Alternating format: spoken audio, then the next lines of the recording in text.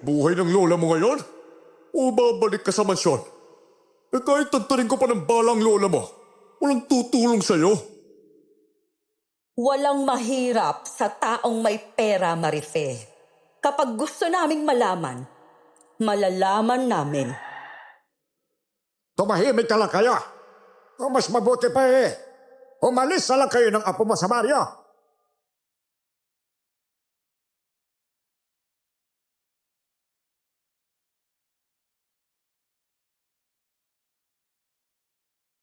Magandang araw po sa inyo, senyor.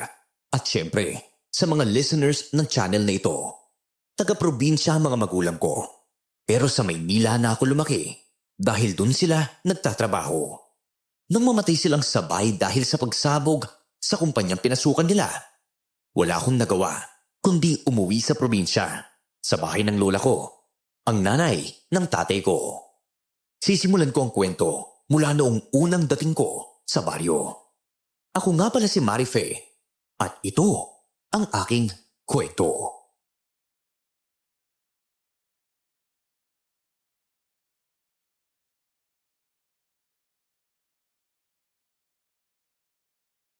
Marife, apa! Ay, ang ganda-ganda at ang sexy mo, iha! Kamukha mo talagang nanay mo. Parang ginaya mo lang. Tara na, pasok ka dito sa bahay. Pasensya na ha kung medyo luma na. Wala kasi akong pera pang paayos. Pero kung malinis yan, buong magdamag akong naglinis para maging komportable ka pagdating mo. Ay naku, Lola Maxima, nag-abala pa po kayo. Sana hindi na po kayo nagpagod. Ako na lang po sana ang naglinis. Pero, ang ganda po ng lugar niyo la. First time ko po dito. Pero sa totoo lang po, ngayong araw pa lang parang gusto ko na rin tumandahan dito katulad niyo. Ay, siguradong magugustuhan mo talaga dito. Tahimik, walang ingay ng mga sasakyan. At ngayon, paparating na ang Disyembre. Nako, ang sarap ng hangin. Hindi kagaya sa Maynila, puro usok. Doon, baka magkaubo ka pa o kung ano. Oo nga po At gusto ko rin po dito kasi kahit nasa loob ka lang ng bahay, ramdam mong malamig ng paligid. Oo nga po pala. May pasalubong po ako sa inyo. Kunti lang to pasensya na po kayo. Wala po talaga akong pera Ang ginamit ko pong pamasahe, yung abulin na binigay para sa libing ni nanay at tatay. Naiintindihan ko, iha. At salamat din. Umuwi ka pa talaga dito. Aaminin ko na rin, may sakit ako. May hika ako at diabetes. Kaya yung lupa na mamanahin mo sana naisangla kina Rosenda at Macario. Kinailangan ko kasi ng pera pang pagamot para tumagal pa ako sa mundong ito. Naiintindihan ko po, Huwag po kayong mag-alala. Maghahanap po ako ng trabaho dito sa baryo para makatulong sa mga gastusin natin. Sina Rosenda at Macario, mayayaman at mababait naman yon. Kakausapin ko kung naghahanap pa sila ng katulong. Ipapasok kita kung pwede. Opo, kahit bukas po agad. Ay, wag muna bukas. Pagod ka pa sa biyahe. Magpahinga ka muna, apo. Sige po. Ito po pala yung regalo ko. Sure ako magugustuhan niyo po yan. Mga duster po yan. Nakuha ko lang sa ukay-ukay. Ay, ang gaganda naman. Maraming salamat, apo. Ay, talagang na-touch ako. Wala yun, Walang anuman po.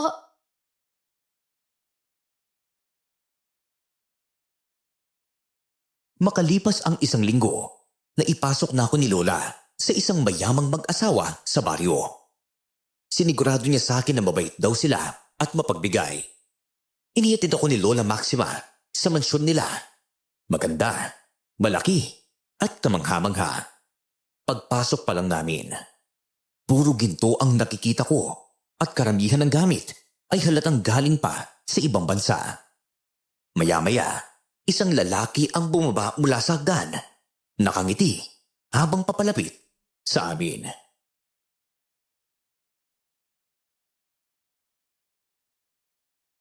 Ali Maxima, siya na ba ang apo nyo? Grabe, ang ganda naman ng batang to ah. Opo, siya nga. Sinamahan ko na lang siya papunta dito kasi hindi pa niya kabisado ang daan. May dala na rin siyang ilang gamit. Sana lang po kung pwede. Kada linggo payagan niyo po siyang umuwi sa akin para makapagpahinga naman ang apo ko. Ay, yun naman pala eh. Walang problema, Aling Maxima. Oh, yun na pala ang asawa ko. Rosenda, halika dito. Nandito na yung bago nating katulong. Magandang umaga po sa inyo. Magandang umaga rin sa'yo, Iha. Matanong ko lang po, bakit nga ba parang kada buwan nagpapalit kayo ng katulong? Parang ang bilis nila mawala.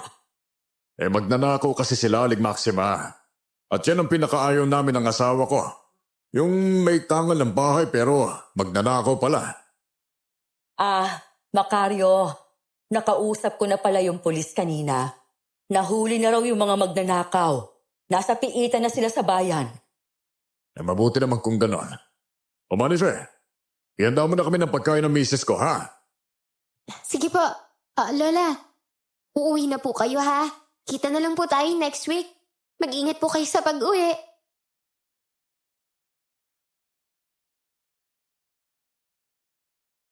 Tumangulang si Lola sa akin. Niyakap ako na maigpit, tapos agad siyang umalis. Sa simula, mababait naman sa akin, lalo na si Ma'am Resenda.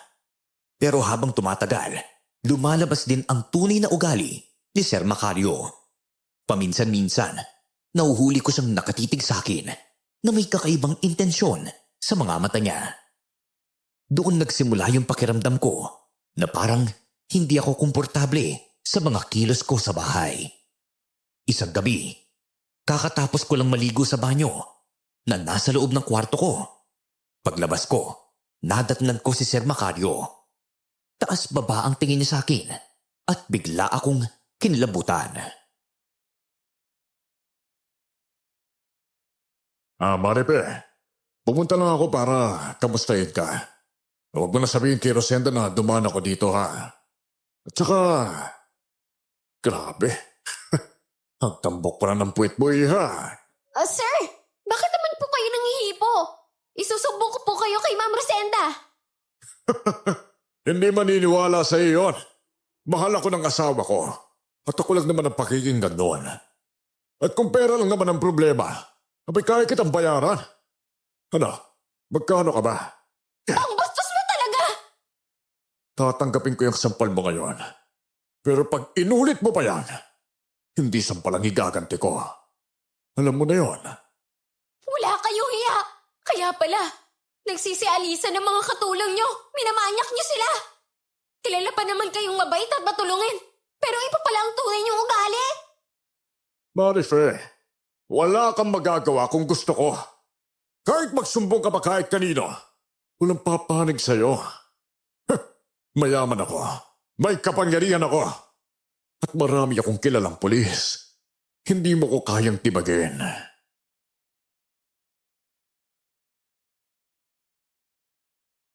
Nanginginig ako sa takot ng mga sandaling yon. Hindi ko na alam kung anong dapat kong gawin. Kaya ang naisip ko na lang ay umalis sa mansyon. Halos hindi ako nakatulog buong magdamag. Pagsapit ng umaga, maaga akong bumangon at sinabayan ko si Ma'am Rosenda. Sakto namang nauna siyang bumaba para kumain.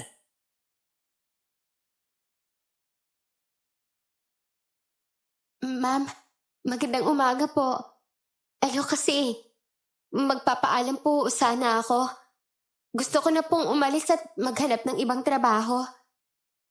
Bakit naman, Marife? May problema ba? Wala naman po. Ang akin lang po, gusto ko na po talagang umalis. Hindi ka pwedeng basta umalis dito, Marife. Alam mo namang ang hirap maghanap ng katulong ngayon. Tsaka ka na lang umalis kapag may kapalit ka na. At kung may ginawa man si Macario sa'yo, hayaan mo na. At wala din namang mawawala sa'yo. Paano niyo po naisip na may ginagawa ang asawa niyo sa akin? Yan ang madalas na dahilan kung bakit umaalis ang mga katulong namin. Pero tuwing tinatanong ko si Macario, sinasabi niya na gusto lang daw siyang siraan ng mga yon. Eh paano naman po kung totoo? Paano kung manyakis talaga ang asawa niyo? Maniniwala lang ako kapag ako mismo ang nakakita. Si Crispin yan. Tubig ang dala nun. Pakibuksan mo nga ang pinto. Sige po. Totoo nga, hindi siya basta-basta naniniwala sa ibang tao. Kaya hindi na ako nagsumbong. Balak ko sanang umalis sa mansyon sa pamamagitan ng pagtakas. Pero nalaman ko kay Crispin na lumalala ang sakit ni Lola. Teka, ikaw si Marife? Yung apo ni Aling Maxima, di ba? May ibinili lang siya sa akin. Kung pwede raw na magpa-advance ka muna sa amo mo. Kailangan daw niyang pumunta sa ospital eh. Bakit po? Anong nangyari kay Lola? Sumama raw ang pakiramdam niya kagabi. Pero ngayon medyo gumiginhawa naman na. Ikaw, bakit ka ba pumasok dito? Alam mo bang kaya nagsisialisan yung mga katulong dito? Dahil ginagalaw ni Macario? Manyak yun eh. Sayang ka pa naman. Tsaka ang ganda mo pa. Gusto ko na nga umalis eh. Kaso, Hoy, Crispin! Hindi naman kasama sa trabaho mo makipagchismisa sa katulong ko. Buhatin mo na yung mga tubig at ipasok sa loob. Opo sir. Huwag mong susubukan siraan ako sa baryong to, ha? Tandaan mo ang sinabi ko, Marife. Walang maniniwala kahit ano pang sabihin mo. hindi kita sisiraan. Pero hindi mo na uulitin ang ginawa mo sa akin. Narinig ko.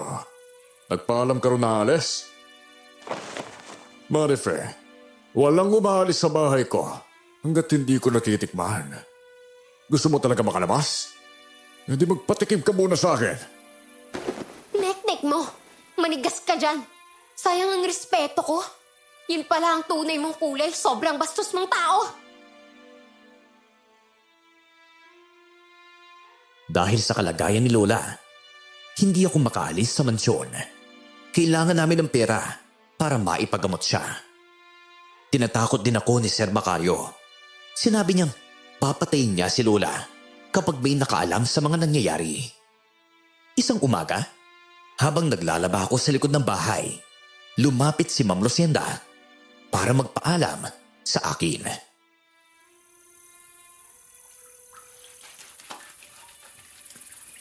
Aalis nga pala ako, Marife.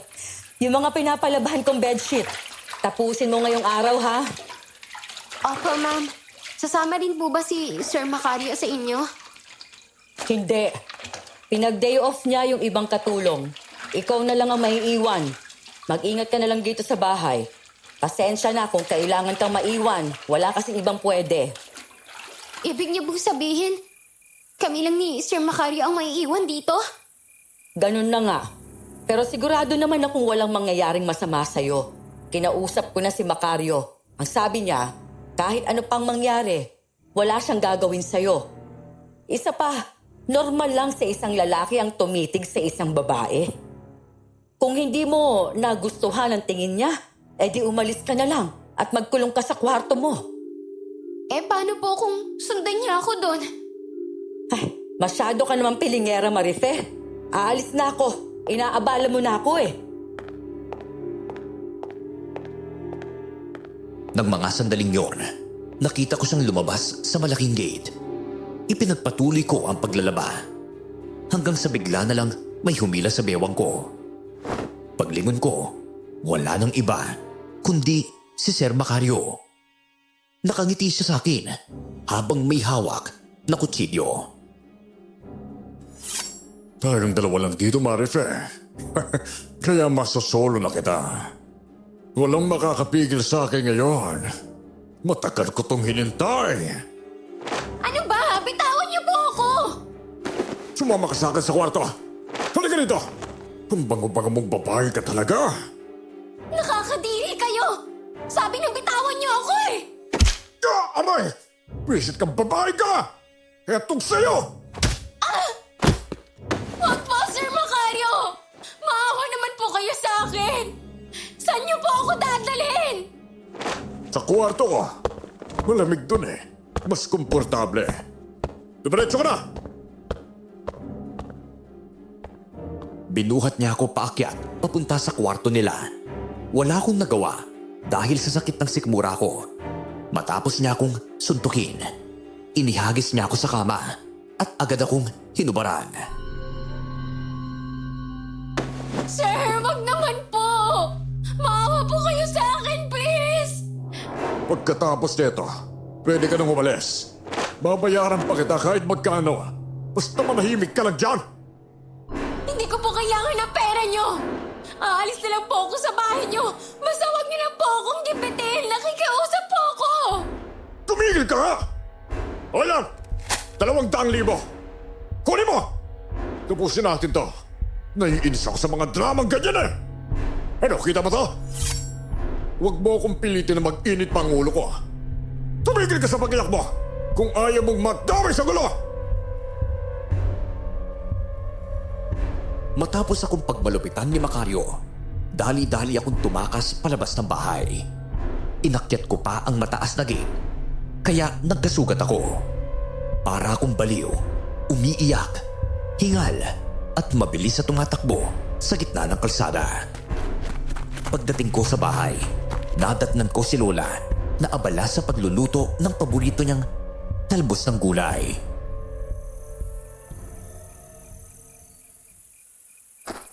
Lola! Marife! Anong nangyari sa'yo? Bakit ka duguan? Parang kang may masamang nangyari sa'yo. Opo, may ginawa po sa akin si Sir Macario. Pinilis niya po ako. Dinala niya ako sa kwarto nila at tinasi niya ako na hindi tama. Binigyan pa niya ako ng pera pero hindi ko tinanggap. Ano?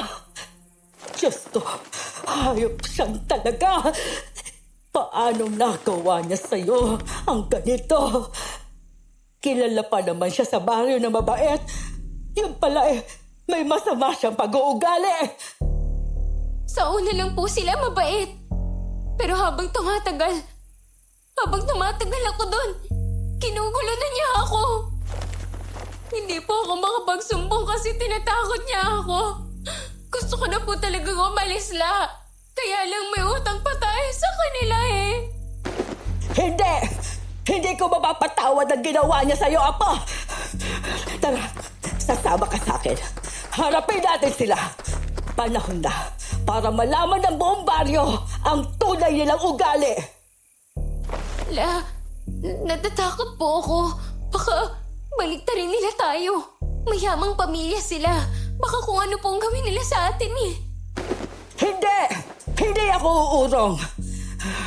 At hindi ko hahayaan na hindi siya managot.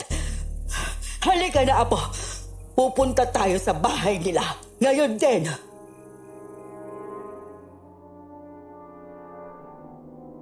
Hindi ko na napigilan si Lola, kaya sumunod na lang ako sa likuran niya papunta sa bahay ni na Mama at Sir. Sumisigaw si Lola mula sa labas. Halos nag-ieskandalo. Kaya nagsilabasan ang mga tao sa kani-kanilang bahay para makinig at manood sa nangyayari. Sakto namang dumating ang sasakyan ni Ma'am Rosenda, kaya bumaba siya. Halatang nagtataka sa gulo.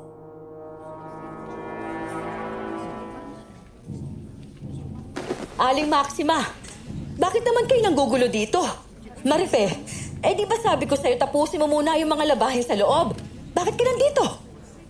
Rosenda, may ginawa ang asawa mo sa apo ko. May masama siyang ginawa kay Marife. At muntikan pa siyang mapahamak ng husto. Hindi ko yun palalampasin. Hindi! Ano? Totoo ba yan, Marife? Huwag kang gumagawa ng kwento na sisira sa pangalan namin mag-asawa. O ayan, si Macario. Pag-usapan natin to na maayos. Oy, ano na naman kaguluhan to, ha? Macario, totoo ba na may masama kang ginawa kay Marife? Oh, ano? Bakit ko naman gagawin yun? Hindi ko magagawa ang ganyan, Marife. Abay, panalawa mo na. Huwag mo na masirain ang buhay namin mag-asawa. Sinungaling ka! Alam mo kung anong ginawa mo! Alam mo kung paano mo ako tinrato sa kwarto nyo. Hindi mo pwedeng baliktarin to, Sir Macario. Rosenda, mahal. Hindi ko yung ginawa. Hindi ko sa ginalaw. Maniwala ka naman sa akin. Abay, bakit ko naman sisirain ang buhay natin? Sinusubukan lang niya tayong siraan. Ito ang tandaan mo, Macario. Hindi matatapos dito ang lahat. Mananagot ka sa ginawa mo sa apo ko. Sa batas ka magpapaliwanag. Wala akong ginawa sa kanya. Kaya paano ko mananagot? Handa akong gumastos kahit magkano ba yan. Para lang patunayang inosente ako. Ganon pala, ha? Pues, ako mismo ang maghahanap ng paraan para mapanagot ka. Isinusumpa ko. Hindi ka makakatakas sa ginawa mo. Marife, halika na.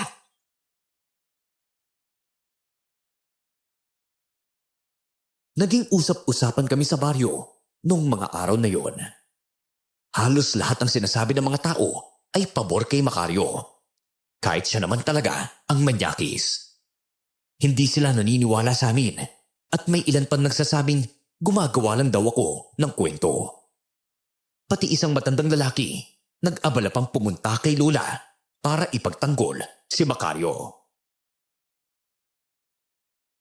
Hoy, Maxima, pagsabihan mo nga yung apo mo. Huwag siyang gumagawa ng kung ano-anong paratang kay Sir Macario. Kabay alam naman nating lahat kung gaano kalaki ang naitutulong na mag-asawa sa baryo. Abay pinahiya niya ang mga taong tumutulong dito. Tiburcio, hindi ugali ng apo kong mag-imbento ng istorya. Tsaka, ano naman ang mapapala niya kung gagawin niya yon, ha? Ang paliwanag ni Macario, humihingi daw ng utang ang apo mo. 100,000 para ibanggamot sa'yo. Baka nadala lang siya ng problema. Alam mo naman kung minsan nakakagawa ng mali yung tao para makatulong sa mahal nila. Maniwala naman po kayo sa akin. May masama talaga siyang ginawa sa akin kanina. Bakit ba lahat kayo bulag kapag sila ang usapan? Bakit sila lagi ang mabait sa paningin nyo?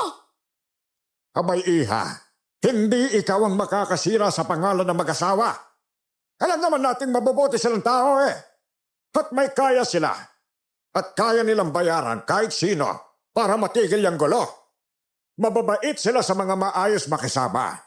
Pero sa ginawa ninyo, abay siguradong may kahihinatnan yan. Hindi ko sila mapapatawad, Tiburcio. Doon, akala ko mabait sila. Totoong mabait. Hindi rin ako naniniwala sa mga kwento ng mga katulong na umalis sa kanila dati. Akala ko, chismis lang ang mga sinasabi nilang may nangyayaring hindi tama. Pero ngayon, malinaw na sa akin kung bakit sila bigla na lang nawawala. Abay kung ako sa'yo, tumahimik ka lang kayo. O mas mabuti pa umalis na lang kayo ng apo mo sa baryo. Hindi kayo mapapatawad ni na Rosenda at Macario sa gulong ginawa ninyo. At hindi magandang kalabanin ng taong may kapit at may pera.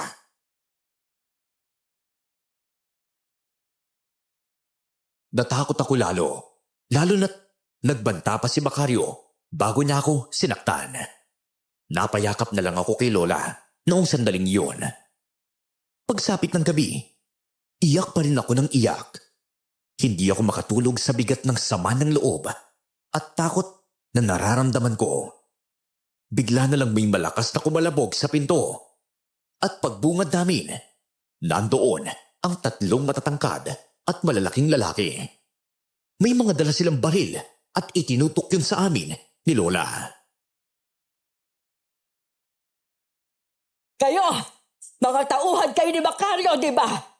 Anong kailangan ninyo sa amin? Papatayin niyo ba kami, ha? Kung ayaw yung may mamatay ngayong gabi, hayaan niyo si Marife na bumalik sa mansyon. Kailangan siya magtrabaho ulit doon. Hindi na babalik ang apo ko doon. Pagkatapos ng lahat ng ginawa sa kanya, hindi na! Matigas ka pala, ha? Sige, si Marife na lang ang kausapin ko. Mamili ka. Marife, buhay ng lola mo ngayon? O babalik ka sa mansyon? Kahit tantarin ko pa ng balang lola mo, walang tutulong sa'yo. O tanong makakapagpatunay na si Macario may pakana? Wag! Pakiusap, huwag niyo pong sasaktan si Lola! Marife, huwag ka nang babalik sa bahay na yon. Huwag mong hayaang kontrolin ka nila ulit.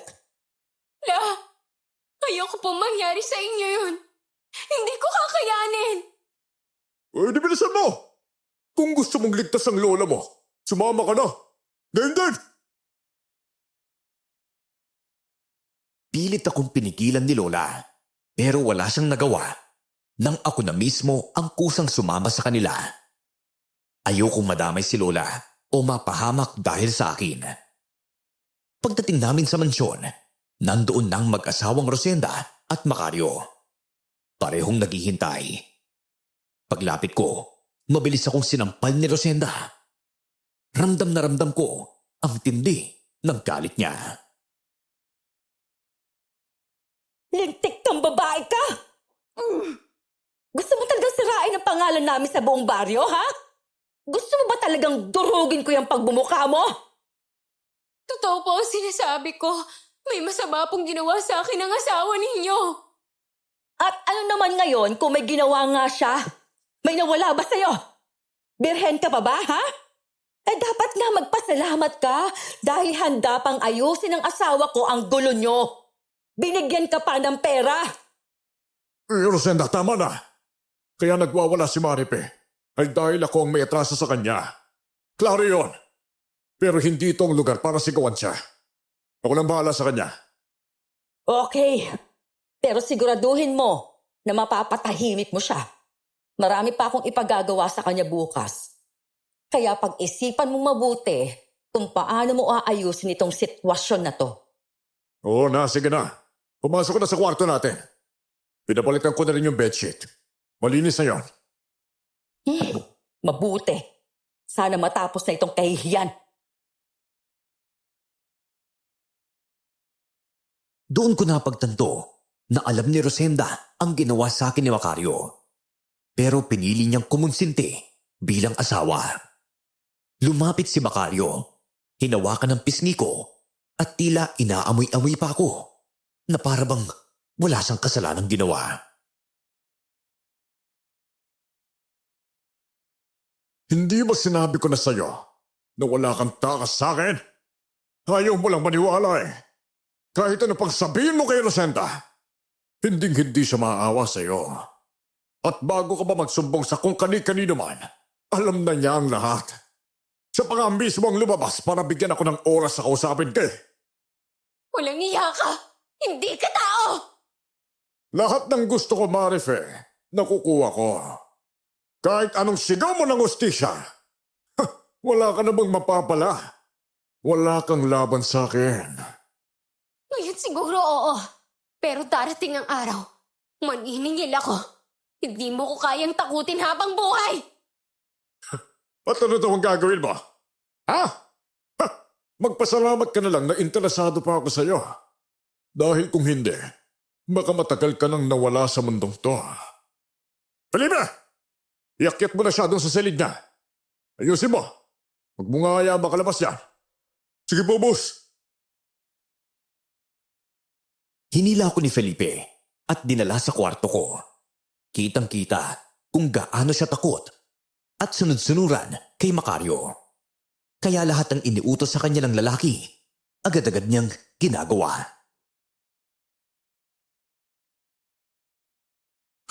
Kaya pala napansin ka ni boss eh. Malakas ang dating mo. Di ka katulad ng iba. Bakit ka ba pumapayag na paalipin sa taong demonyong yon? Hindi ka ba naaawa sa sarili mo? Andito ang pera, Marife. Ito ang kapangyarihan. Kung ako sa'yo, pakisamahan ko na lang si boss eh. Iaahon ka niya sa hirap kung gugustuhin niya.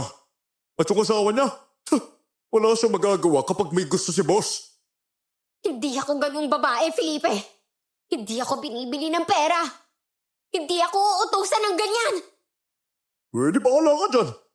Pero kung ayaw mong sumunod sa gusto ni boss, ikaw ang kawawa niya. At kung tatakas ka, ipapapatay nga ang lola mo. Alam mo naman yun eh. Wala ka pa rin magagawa.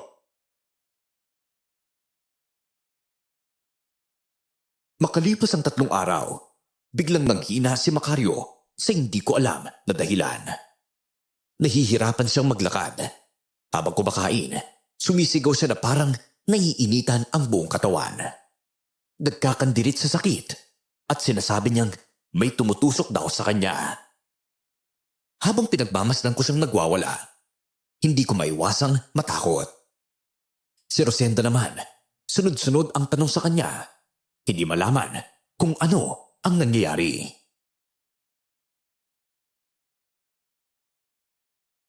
Diyos ko! Hindi ko maintindihan kung bakit ka nagkakaganyan. Macario! Ano ba nangyari sa'yo, ha?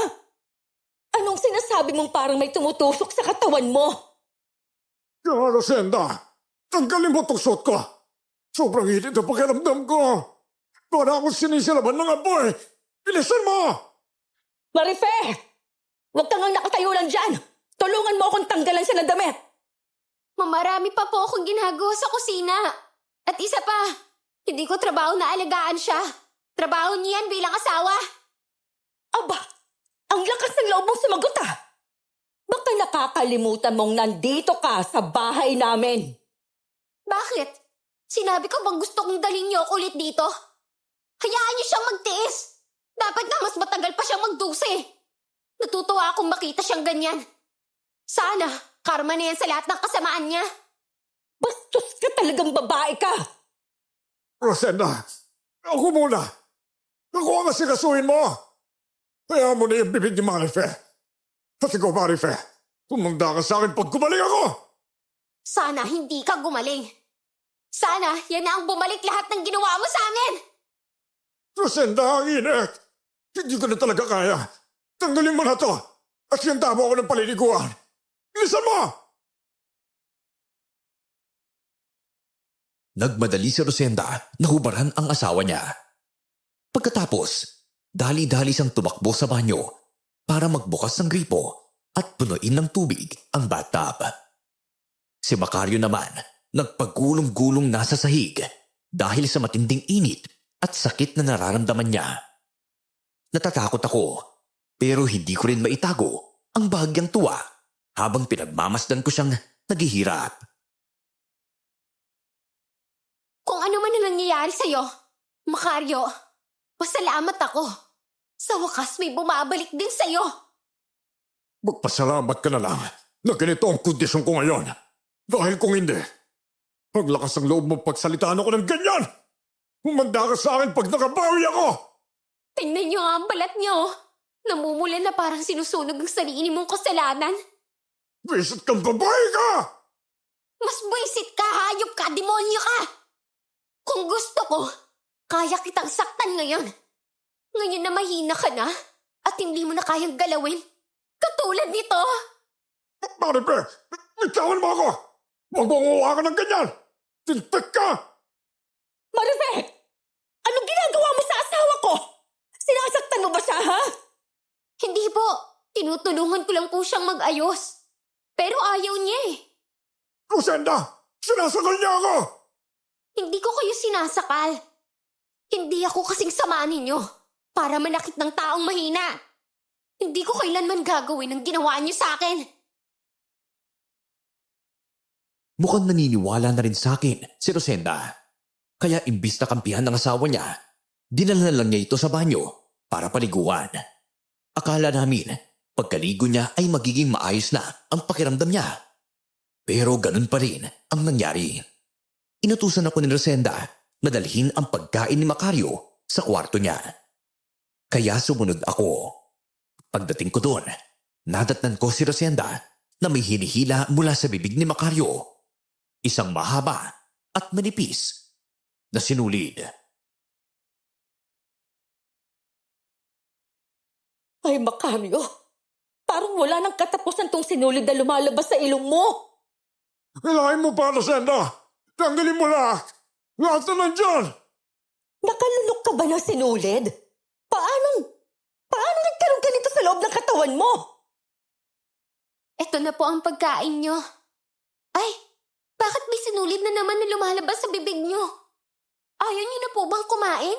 Sinulid na lang ba ang gusto niyong nguyain? Hindi ito biro, Marife. Huwag mo kong iniinis! Hindi mo alam kung anong kaya kong gawin para sa asawa ko! Nagtatanong lang naman po ako eh. Boss, galing na kami sa albularyo. Ito po yung damit na pinadala nyo kanina. Ang sabi po ng albularyo, binarang daw kayo eh. Ano?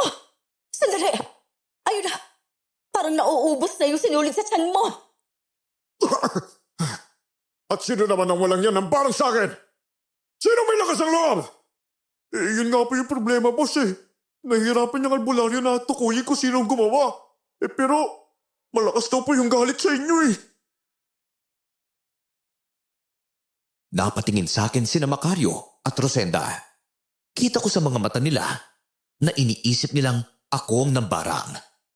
Pero hindi ko naman ginawa yun. Bigla na lang subuka si Macario at puro itim na dugo ang lumabas. May halong mahabang buhok na nakapilipit mula sa ilong niya. May lumabas din na kulay itim na sinulid. Nataranta si Felipe at Rosenda sa mga sandaling yun. Pareho silang hindi malaman ang gagawin. Ano daw ang gamot sa barang ng asawa ko? Sabihin mo, Felipe! Ang sabi po ng albularyo, gagaling lang daw si boss kapag pinatawa siya ng tao ng barang sa kanya eh. Boss, okay pa po ba kayo? Masama ang pakiramdam ko. Hanapin niyo ng barang sa akin. Gawin niyo lahat! Hindi ako titigil hanggat hindi ko siya nakikita! At kapag nahanap mo, anong balak mo, Macario? Kailangan magbayad siya. Hindi ako hihingi ng tawad sa kahit sinong nagpapahirap na yan! Hindi kailanman! Sandali nga lang, Marife. Hindi kaya ikaw ang nambarang sa asawa ko? Hindi ako mambabarang, Rosenda. Oo, galit ako sa kanya. Hindi ko ikakaila yun. Pero hindi ako gagawa ng masama. Kung tutuusin sa napakaraming taong sinaktan ng asawa mo, kaya hindi niyo matukoy kung sino. Walang mahirap sa taong may pera, Marife. Kapag gusto naming malaman, malalaman namin. Kung hindi niyo sana kinukonsinti ang asawa ninyo, hindi sana humantong dito. Alam niyo ang ginagawa niya pero nananahimik kayo? Mas pinili niyong protektahan siya kaysa itama ang mali. Tumahimik kang babae ka! Felipe, isama mo siya sa kwarto. Kung ayaw niya tumigil sa pagsisinungaling at pag-iingay, kausapin mo siya. Paalalahanan mo kung sino ang may hawak ng kapangyarihan dito. Sumunod naman si Felipe. Pagdating namin sa kwarto ko, bigla niya akong sinampal. Sinipa niya ang tiyan ko at sunod-sunod akong pinagsusuntok. Nanghina ako at bumagsak sa sahig. Hinila niya ang buhok ko at malakas akong inuntog sa semento. Alam mo ba, may kutob akong ang lola mo ang may gawa ng nangyari kay boss. Pero huwag kang magkalala. Binabantayan na siya ng mga tao ko. At kapag nahanap kong siya talaga may pakana, haharapin niya ako. At hindi magiging maganda ang mangyayari. Tigilan mo yan, Felipe! Hindi man kukulam ang lola ko! Huwag mo siyang pagbimintangan ng wala sa lugar, ha? Wala ka palang alam ha? Hindi ka naman lumaki sa pader niya, di ba? Dito sa amin, kilala siya. Maraming natatakot sa kanya at marami ring naniniwalang may kakayahan siya. At kung gusto niyang gumanti kay boss dahil sa ginawa niyang gulo, hindi ako magtataka. Pero tandaan mo, Marife, hindi ko siya hayaang gawin yun. Nakikiusap ako! Huwag mong idamay si Lola! Hindi siya masamang tao! Hindi siya gumagawa ng ganyang bagay! Ano ba kala mo sa kanya, ha? Kung talagang totoo yung mga sinasabi ng mga tao, malamang ginagamit niya ngayon ang kakayahan niya para gumanti. At kung totoo nga yan, kung totoo nga kaya niya gumawa ng ganyan, pwede mabuti. Tama lang na maranasan ni Macario ang sakit na unti-unti para matikman niya ang ginawa niyang pang-aapi sa amin. Tumahimik ka! Hindi ako kikilos hanggat hindi ko alam ang buong katotohanan. Pero pag napatunayan ko yan, may mananagot. At kung kailangan kong harapin ka pagkatapos, gagawin ko yun! Kaya pala naninilbihan ka kay Macario. Pareho lang kayo! Puro dahas! Puro pananakot! Pareho kayong demonyo! Lumipas ang mga araw at tuloy-tuloy pa rin ang mga kakaibang nangyayari kay Macario. Habang ako na may patuloy na naninilbihan sa kanila, ayaw pa rin nila akong paalisin. Gusto nila akong alipinin at pahirapan. Habang kumakain na mag-asawa sa hapag, biglang dumating si Felipe. Dala ang balitang hindi ko inaasahan.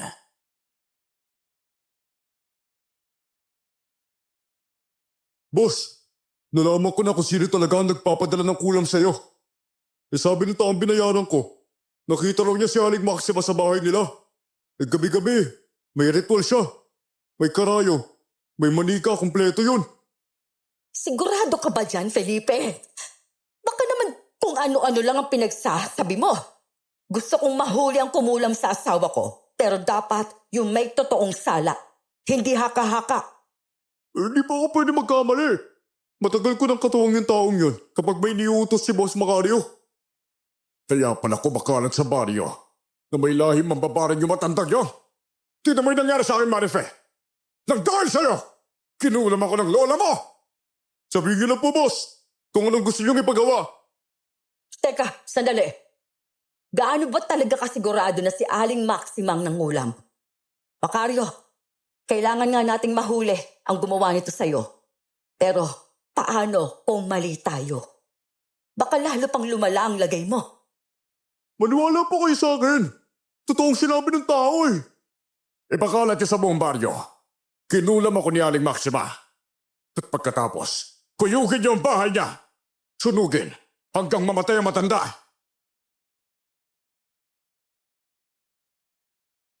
Sa totoo lang, hindi ako naniniwalang mangkukulam si Lola.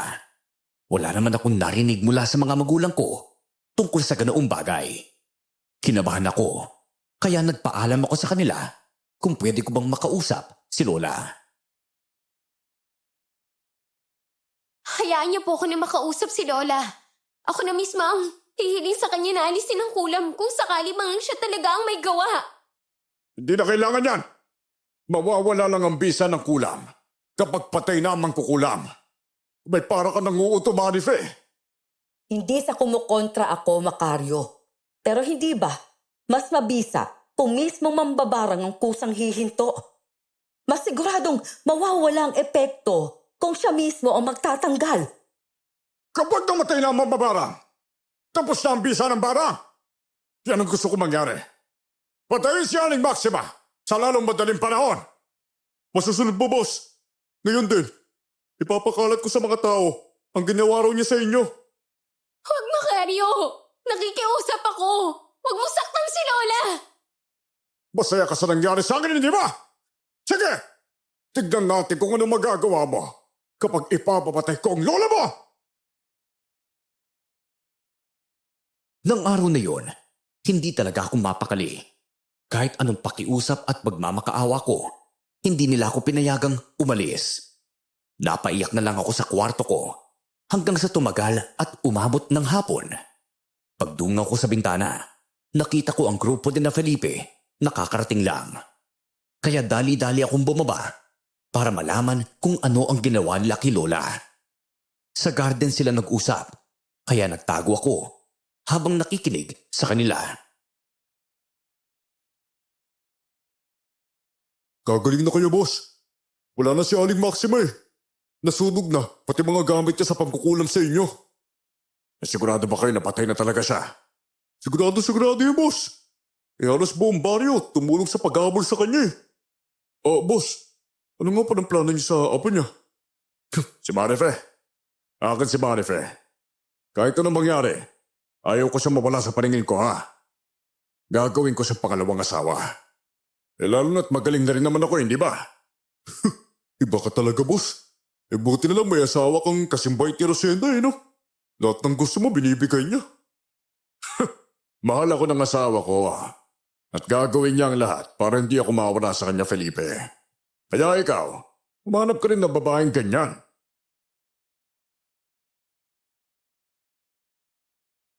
Sobrang sakit sa dibdib ang naramdaman ko sa sinapit ni Lola.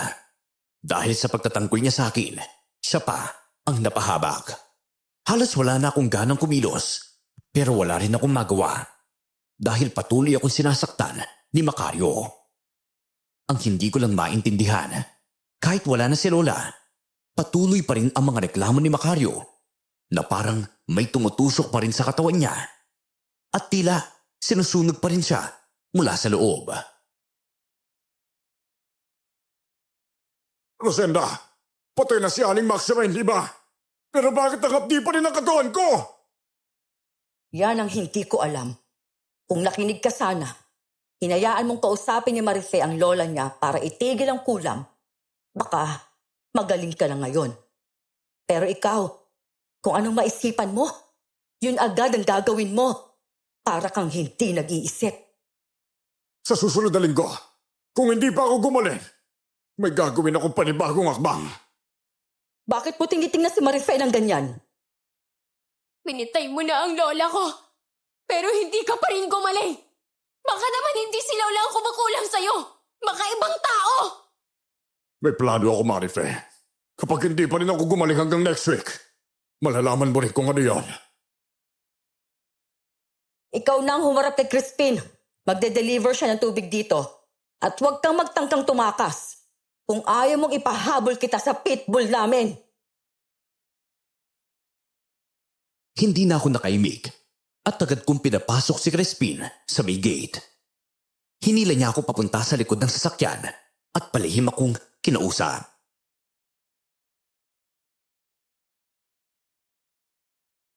Nagsumbong sa akin ang lola mo tungkol sa nangyayari sa'yo dito sa mansyon. Huwag kang magalala ha. Nakita ko siya. Ligtas siya ngayon. Tinatago ko muna siya. Talaga? Oo. Kaya ikaw, isipin mo na kung paano ka makakaalis dito.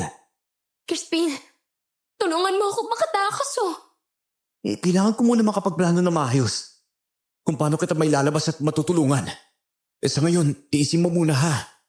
Lahat ng tao sa baryo, kakampi ni Macario. May hirap kumilos Lalo na't may mga matang nakabantay sa akin. Kung ganun, paano ako makakatakas kung hindi mo ako tutulungan? Sa ngayon, inuuna ko munang itago at protektahan ang lola mo.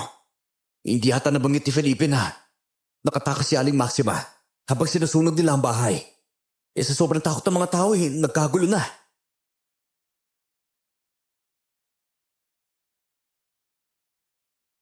Nabuhayan ako ng loob sa mga sinabi sa akin ni Crispin. Kaya alam kong kailangan ko ng lumaban para sa sarili kong buhay. Pagbalik namin sa mansyon, nagkunwari kaming hindi magkakilala. Pagsapit ng gabi, narinig ko na naman ang malakas sa sigaw ni Macario mula sa kanilang silid. Sinilip ko kung ano ang nangyayari at halata namang sobrang nasasaktan siya.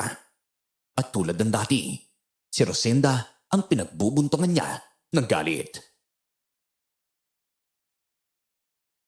Ano ba nangyayari ha? Nataboy na at dapat ay matanda. Pero hindi pa rin umaalis sa sumpang to sa katawan ko. Tingnan mo! Napapaso na ang balat ko sa init na nararamdaman ko. At parang may maliliit na karayan na tumutusok sa akin sa bawat galaw ko. Kumalma ka nga. Baka lalo ka pang mapahamak kapag ganyan ka. Ay, ako tuloy ang nasasaktan sa mga sinasabi mo Wala naman akong kasalanan sa nangyayari sa'yo. Wala kang ang kasalanan. Pero para namang natutuwa ka sa sitwasyon ko. Gusto mo ba talaga akong mamatay, Rosenda? Siyempre hindi. Asawa kita. Bakit mo gugustuhin yun, ha? Hindi ko na rin alam ang gagawin ko. Gulong-gulo na ako. Akala mo ba, hindi ako nangihina sa tuwing nakikita kitang nagkakaganyan? Lahat tiniis ko dahil mahal kita ng sobra.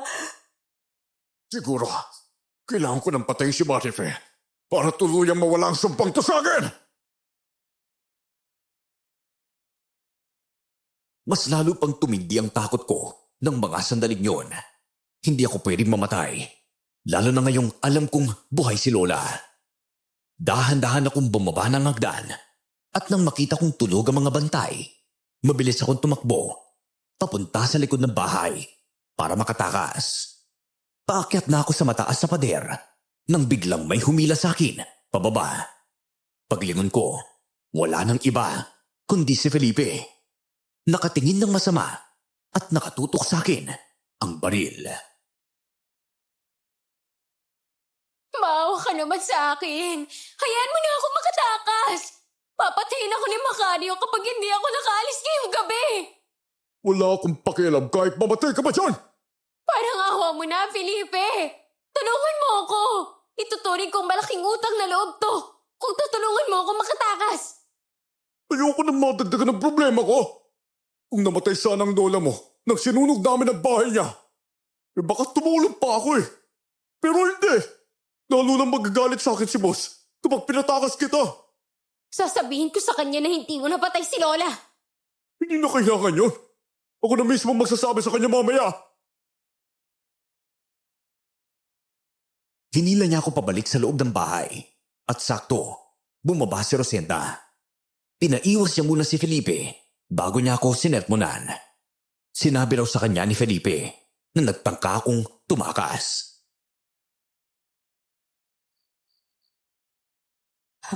Akala mo ba makakaalis ka, Marife? Kung ako sa'yo, manatili ka na lang dito. Mas mabuti yon kaysa sumunod ka sa lola mo. Bakit? Bakit hinahayaan mong tratuhin ka ng asawa mo ng ganyan? Hindi yan pagmamahal, Rosenda. Pagiging martir na yan. Pareho tayong babae. Dapat tulungan mo ako. Narinig ko kayo. Papatayin ako ni Macario kapag hindi ako nakalis ngayong gabi. Hindi ka niya gagalawin hanggat narito ka sa bahay ko. Akong bahala sa kanya. Mas delikado kapag lumabas ka. Ayokong may mamamatay dahil sa asawa ko, Marife. Kaya dito ka na lang. Mas ligtas ka rito. At isa pa, hindi ka naman niya ginagalaw, hindi ba? Hindi nga. Pero ayoko na manatili sa impyernong bahay na to. Hindi nawala ang sumpa sa kanya kahit pinatay niya si Lola. Kaya ako naman ang susunod niyang bibigtamahin. Pakiusap.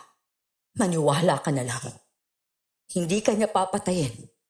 Hindi ko siya kinukonsinte. Patawarin mo ko sa lahat ng mga nangyari. Hindi ako sang-ayon sa mga ginawa niya sa'yo, pero kailangan kong manahimik. Ano? Ibig mong sabihin, ha? Natatakot rin ako kay Macario, Marife.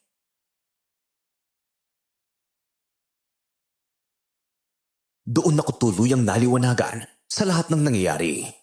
Pero hindi pinahalata ni Rosenda na nagsusumbong sa akin tungkol sa takot niya kay Macario. Hanggang sa gabing yun, nagulat lang ako nang dumating ang mga tauhan ni Macario. Kasama nila si Lola at Crispin. Hawak-hawak si Lola ng mga tauhan niya at pareho silang nakagapos ni Crispin. Marife! Apo! Huwag niyo ako lapitan. Hayaan niyo ang lola ko! Dali naman kayo sa kwarto ni boss! Patuwarin mo ako, Marife. Nabigla ako sa pagdating nila eh. Sigurado akong pinatiktikan ako nitong si Felipe. Kaya nalaman yung nasa akin ang lola mo. Siyempre naman, hindi ako tanga para hindi malaman na ikaw ang nagligtas sa kanya. Ngayon, magkakasama na kayong magbabayad ng kasalanan ninyo kay boss. Apo! Ay, Diyos ko! Lola, kayo ba talagang kumulam kay Macario? Ewan ko sa kanya. Hindi ko alam kung totoong sinasabi nilang kinulam siya. Pero kung totoo ba, baka dapat lang yon sa kanya. Manimik ka! Hayop ka! Pati matanda sinasaktan mo! Boss, nandito na yung pinapahanap ninyo.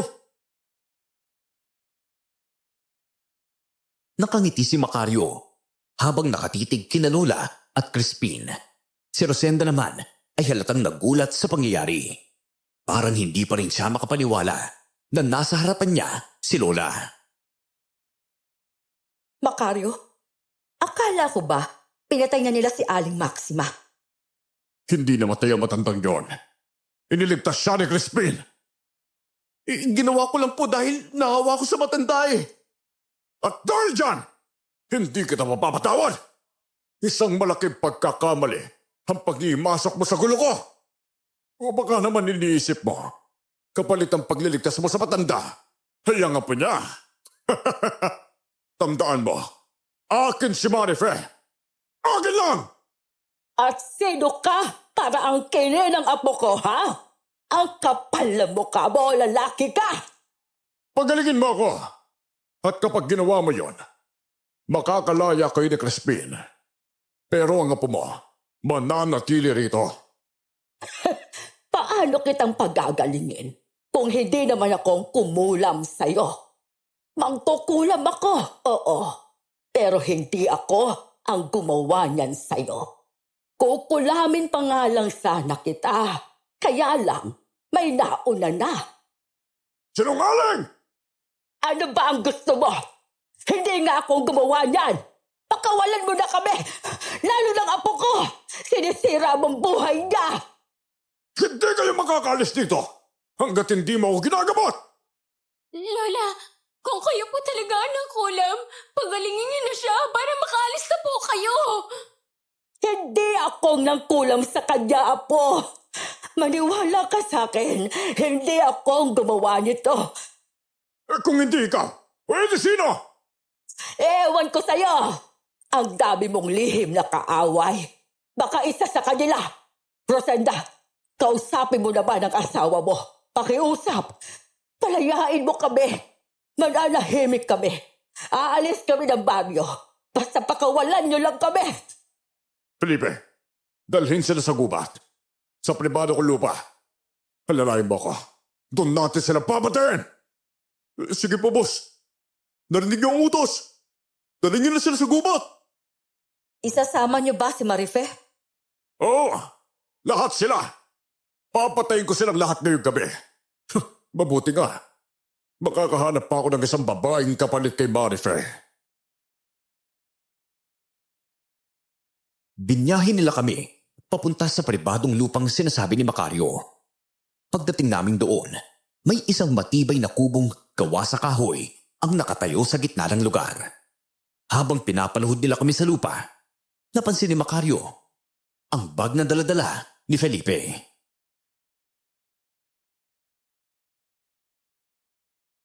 Hoy, Felipe. Ano bang laman ng bag mo, ha? Abay, kanina ka pa hindi nag-iwalay dyan, ha? Mahalagang bagay na po, boss. Wala na pa pong kakaiba. Patingin nga ako ng laman. Boss, ayoko nga! Bakit, Felipe? May tinatago ka ba sa loob ng bag mo? Ako? May tinatago? Wala, no? Akin na nga yung bag mo, eh! Iniabot ni Felipe ang bag niya kay Macario. Binuksan ito ng lalaki at sa hindi inaasahan, may nakita siyang itim na manika sa loob. May nakabaon na karayom sa manika at kasama pa nito ang litrato niya mismo. Felipe, bakit may ganito ka? Boss, ano yan? Ewan ko po dyan, ha? Hindi naman po akin yan. Traitor ka! Ikaw ba ang kumulam sa akin? Sabihin mo ang totoo! Hindi ko pa alam. Tsaka, hindi pa ako mangkukulam, no? Matagal na ako nagsisilbi sa inyo, boss. Sinungaling ka! Walang yaga! Pinagkatiwalaan kita! Tapos, tatraiturin mo lang ako! Baka naman, pwede mo na kaming pakawalan dahil nalaman mo na kung sinong totoong mangkukulam. Hindi! Walang makakaalis sa inyo! At ikaw, Felipe, sobrang sakit ko pang gumawa nito sa akin! Palayin niyo yan! At itali kasama nitong mga lintik! Boss, hindi ko pa magagawa yan! Naset up lang po ako! Walang ibang gumawa nito, kundi ikaw, Marife! Ako? Nahuli ka na nga sa akto, ako pang sinisisi mo. Wala akong pakialam kung anong mangyari sa'yo. At bakit naman kita isiseta pa? Kailan ba ako lumapit sa'yo para hawakan yung bag mo? Papatay kita, Felipe! Kasabay nila! Boss! Wag po! Wag po, boss! Yan! Bugbugin niyo si Felipe! Para maturuan ng leksyon ng traitor na yan! Hindi ko muna kayo papatayin ngayon. Bukas ng gabi na lang. Gusto ko munang malaman kung sino sa inyo ang nagsasabi ng totoo. At sino ang puro kasinungalingan? Ginapos at ikinulong kami ng mga tauhan ni Macario sa kubong naroroon. Hindi namin maiwasang maawa kay Felipe. Marami siyang sugat at pasa dahil sa malupit na pambubugbog ng mga tauhan ng amo niya.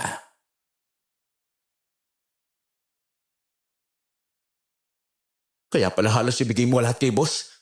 Kasi alam mong konti pagkakamali lang. Puputulin niya ang buhay mo. Sino ba sa inyong naglagay ng mga bagay na yun sa bag ko, ha? Aminin mo na kasi, Marife! Tayo-tayo lang na nandito, Felipe. Anong dahilan ko para magsinungaling, ha? Wala akong alam kung sino ang naglagay niyan sa bag mo. At mag-isip-isip din, ha? Kung tapat ka sa boss mo, siya ba tapat sa'yo, ha? Kung mahalaga ka sa kanya, bakit kanya binubugbog at isasama pa bukas sa pagpatay? Kumampi ka sa kasamaan, hindi ba? Mabuti na rin at nararanasan mo ngayon kung anong dinanas namin sa kamay ni Macario. Hindi ba dati tayong magkaibigan? Bigla ka lang lumaki ang ulo nung nagtrabaho ka na sa kanya. Ano ka ngayon? Yung taong halos isugal mo ang buhay mo para protektahan. Siya pa mismo ang papatay sa'yo. Hindi na nagsalita si Felipe. Pero halata sa mukha niya na sobrang nasaktan siya. Hindi lang sa katawan, kundi pati sa loob. Habang lumalalim ang gabi, biglang bumukas ang pintuan ng kubo. Dumating si Mang Tiburcio. Unang lumapit sa kanya si Felipe at agad niyang pinakawalan ng lalaki mula sa pagkakagapos.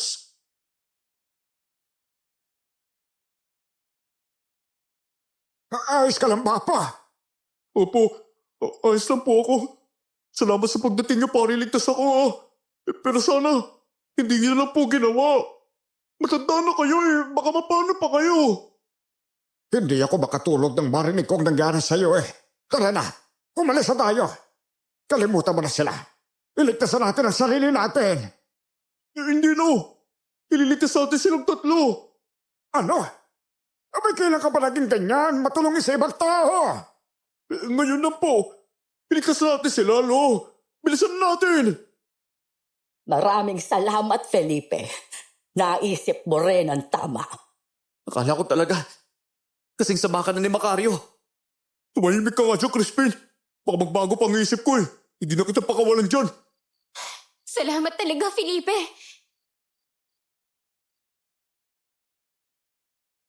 Pagkatapos kaming kalagan ni Mang Tiburcio at Felipe, agad kaming lumabas ng kubo. Mabilis kaming tumakbo, papunta sa kagubatan. Desperadong makatakas, bago pa kami muling mahuli. Bilisan nyo lang. Baka mapansin ng mga nagbabantay na wala na kayo. Paano niyo po pala nakuha ang susi sa nagbabantay, lo? Hindi ko kinuha ang susi. May nagbigay sa akin. Huh? Sino naman po? Si Rosenda. Si Ma'am Rosenda? Ba't niyo naman po gagawin yun? Huwag ka na magtaka, Felipe. Magpasalamat na lang tayo. Hindi siya kagaya ni Macario. Totoo yan. Pabait si Rosenda. Hindi lang siya makapagsalita dahil takot siya kay Macario. Naghihintay siya sa panan ng bundok. May kubo doon. Doon tayo didiretso. Teka, sandali, lo. Sigurado ka ba na gusto talaga tayong tulungan ni Ma'am Rosenda? Baka set up na naman to, ah. Baka mapahamak tayo. Naniniwala ako. Tinutulungan niya tayo. Alam kong mabuti siyang tao. Minsan na siyang nagkwento sa akin kaya siya tahimik. Kasi takot din siya kay Macario. Nang makarating kami sa kubo na sinasabi ni Mang Tiburcio sa paanan ng bundok, nakita agad namin si Rosenda na nakatayo sa labas. Halatang nag-aalala. Ngumiti siya na makita niya kami.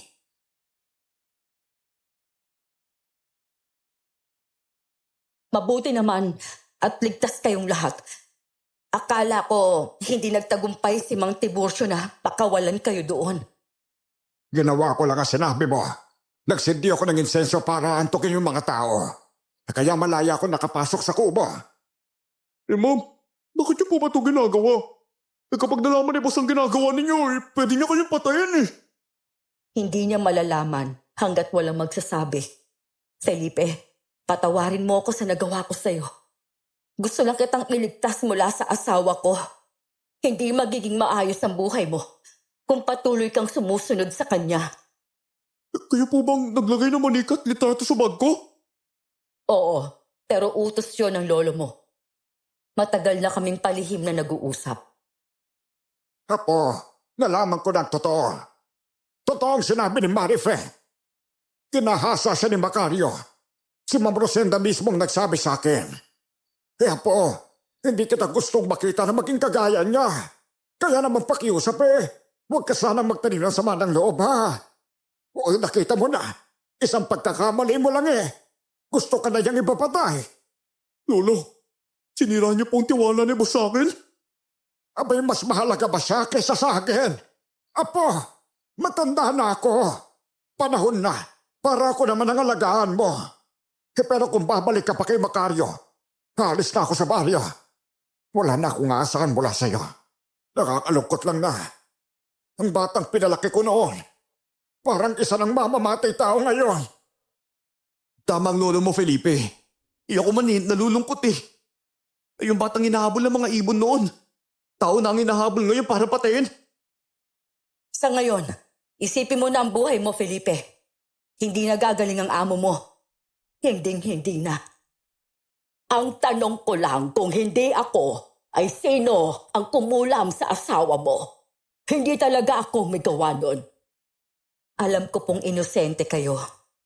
Pero nung ipinasunog niya ang bahay ninyo, wala akong nagawa. Takot din ako sa kanya. Pare-pareho lang tayong takot sa lalaking yun. Apo, ano na ang desisyon mo? Babalikan mo ba ba ang amo mo para sabihin ang lahat? Patawarin niyo ako, Lo. Sumama lang ako sa kanila para maprotektahan kayo eh. Akala ko kasi kapag naninilbihan ako kay Macario, hindi nga tayo gagalawin eh. Wala ka nang dapat katakutan, Felipe. Pwede mo nang gawin ng tama. Sinigurado kong hindi na siya makakapanakit ulit. Hindi na siya papatay. Hindi na siya manggagahasa. Marife, patawarin mo talaga ako. Naiintindihan ko po kayo. Pero hanggang ngayon, sariwa pa ang sakit dahil sa ginawa ng asawa niyo eh. Kung hindi ako umalis nung araw na yon, sasaktan niya na naman ako. Kaya gumawa na ako ng paraan para matapos na ang kasamaan niya habang may oras pa. Pinasok niya kami sa loob ng kubo at doon namin nakita ang iba't ibang gamit pangkulam. May altar doon at nakadikit sa gitna ang litrato ni Macario. Habang sa harapan nito ay may nakasinding itim na kandila. Mayroon ding itim na manika, mga sinulid, buhok at mga karayom. Ikaw? Ikaw ang kumulam sa sarili mong asawa? Oo.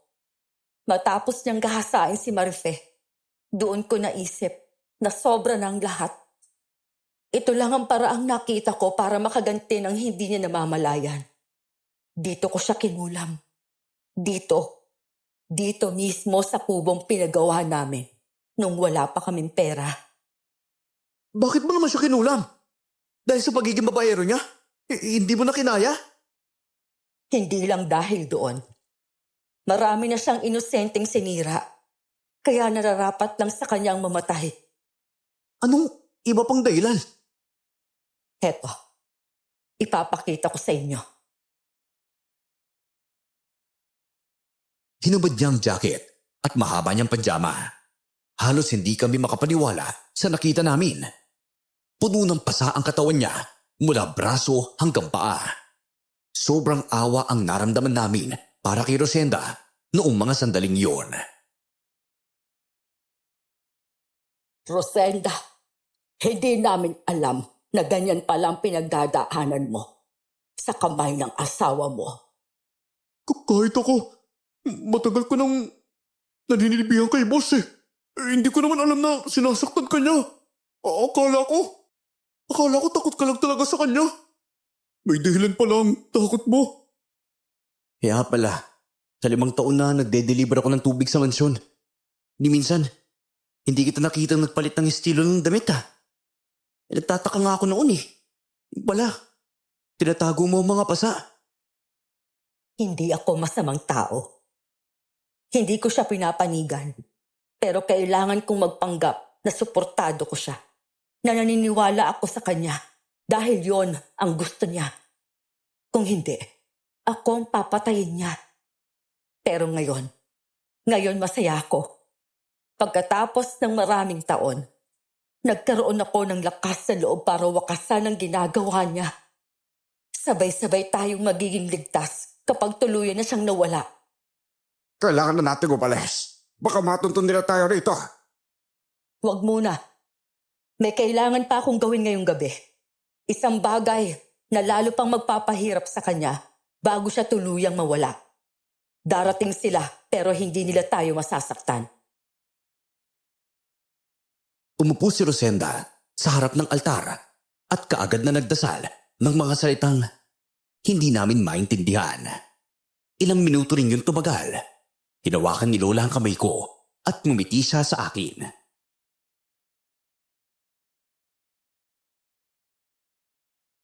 Apo, kahit mamatay si Macario, alam kong hindi agad mawawala ang bangungot mo dahil sa kanya. Sinisisi ko pa rin ang sarili ko sa nangyari sa'yo. Hindi po tama na sisihin niyo ang sarili niyo, Lola. Halos kayo na rin po ang napahamak dahil sa akin eh. Kinamumuhian ko si Macario at tama po kayo. Kahit mamatay siya, hindi ko makakalimutan ng kawalang hiyaan niya. Tapos na ang pagdarasal ko. Ngayon, sumisigaw siya sa sakit para bang sinusunog ang balat niya. Hihintayin natin ang pagdating nila. Pero para tayo lalaban kung darating siya? Abay, marami siyang tauhan. Nakagawa na ako ng paraan, Mang Tiburcio. Maaari niyo ba akong tulungan? Linisin natin ang mga gamit na ito. Kailangan kong sunugin ang lahat ng kagamitan ko sa pangungulam para walang mahanap na ebidensya. Dito mo na ba ititigil ang pagiging dugong mangkukulam mo, Rosenda? Oo, alam kong kukulamin mo rin siya, Aling Maxima, kaya inunahan na kita. Mas malaki ang atraso niya sa akin, kaya dapat lang na akong tatapos sa kanya. Pinagtulungan naming buhatin palabas ng kubo ang mga gamit ni Rosenda para sa pangkukulam. Pagkalabas namin, agad niya iyong sinindihan. Mabilis na nilamon ng apoy ang mga gamit. Hanggang sa tuluyan na silang naging abo.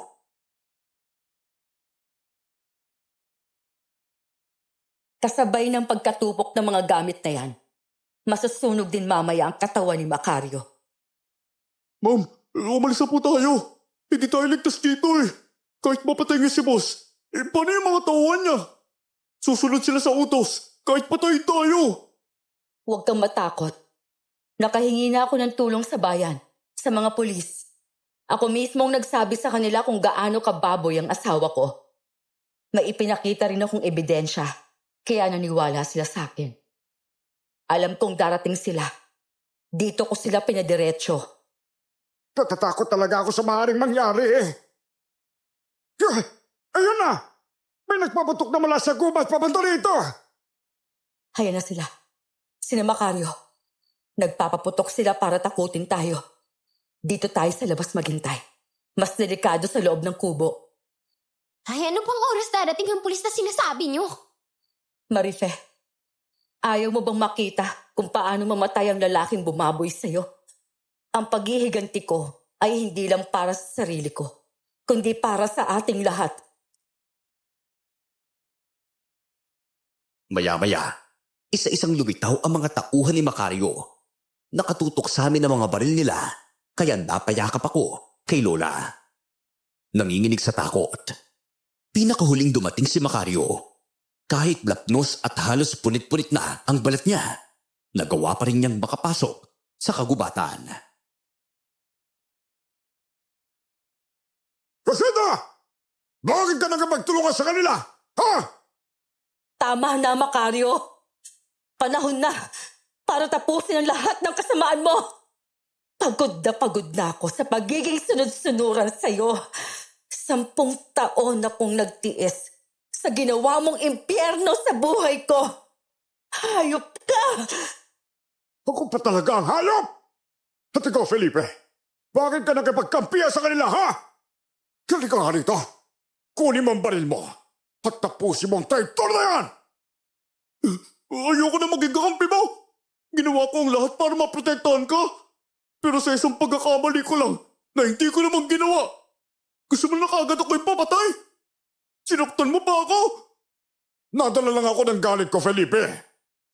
Huwag mo nang utuhin ang apo ko. Hindi na magbabago ang pasya niya. Ganun ba? Mas gusto mo na mamatay kasama nila, Felipe? Ikaw, Rosenda, wala kang kwentang asawa. Sana pinasay na lang talaga kita. Kung hindi lang dahil sa yaman mo, na hindi mo pa nilipat sa pangalan ko, matagal ka nang nakabaon sa lupa. Alam ko naman yon. Kaya nga, gumawa ako ng paraan para magkaganyan ka. Magbabago na talaga ako, Rosenda. Sabihin niyo na kung sinong kumulam sa akin para mapagaling niyo na ako. Ako, Macario. Ako ang kumulam sa'yo.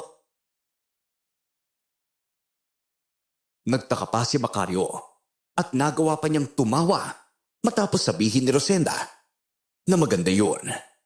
Pero habang nasa kalagitnaan siya ng pagtawa, bigla siyang napasuka ng itim na dugo kasama ang malalaking sinulid na kumakalas mula sa loob ng katawan niya. Ngayong gabi matatapos ang pambubugbog mo sa akin, Macario. Ano? Ha? Anong gagawin mo? Ipapapatay mo ko sa mga tauhan mo? Sige, gawin mo! Utusan mo silang patayin ang asawa mong matagal mo nang inaapi! Rosenda, bakit? Bakit mo nagawa sa akin to? Bakit hindi ko alam na isa ka palang mangkukulam? Itinago ko talaga sa iyong lahat mula sa simula. At ngayong gabi, ito ang una at huli kong pagkakataon na mangulam ng tao. Si Marife. Ilang beses na kitang kinausap, pinakiusapan, na huwag mo siyang gagalawin. Hindi siya tulad ng mga babaeng dinadala mo sa bahay. Pero hindi ka nakinig. Nakikita kong sarili ko sa kanya. Dahil ako man, ginahasa mo bago mo ko ginawang asawa. Basta kang babae ka! Pati sarili mong asawa, kukulamin mo! Para nagkampiyan sila! Oo, dahil ayoko ng ibang tao ang papatay sa'yo. Gusto ko, ako mismo ang tatapos sa lahat ng kasamaan mo. Napaluhod si Macario sa lupa dahil bigla na namang uminit ng sobra ang katawan niya. Kiniskis niya ang balat niya sa damuhan para bang umaasa siyang mababawasan kahit kaunti ang init na pumapaso sa kanya. Yan ang nararapat sa'yo! Napakabaho mong tao! Kay tagal mong hinanap kung sino kumulam sa'yo. Yun pala, kasama mo lang sa iisang bahay. Tama ka! Walang pulis na agad magpapakulong sa'yo. Pero siguradong mamamatay ka sa kulam. Yan ang sakit na wala kang lunas. Di kahit anong ebidensya. Paparating ng mga pulis, Macario. Alam na nila ang lahat ng kababuyang ginawa mo sa mga babaeng naging katulong natin. Kaya sila umaalis dahil ginagahasa mo. Kaya sila nananahimik dahil binabayaran mo at tinatakot ang pamilya nila. Isa ako sa makakapagpatunay na totoo lahat yan. Ako ang inuutusan mo magatid ng pera, di ba? Ako rin ang pinapapunta mo sa bahay nila para takutin ang mga pamilya nila. Hindi! Ang balat ko! Unti-unting nalalabdos! Ang laman ko, tumiliit! Para na ako nagiging bato! Oo, matutupok ka hanggang mamatay ka. Wala ka ng kawala. Ano pa hinihintay niyo? Parilin niyo sila! Patayin niyo silang lahat! Naghanda na ang mga tauhan ni Macario para barilin kami. Pero biglang dumating ang mga pulis. Pinalibutan nila ang mga tauhan ni Macario. At sa sobrang takot, mabilis silang sumuko. Kinuha ng mga pulis ang mga baril nila at isa-isa silang inaresto. Pero si Macario, iniwan lang siya ng mga pulis.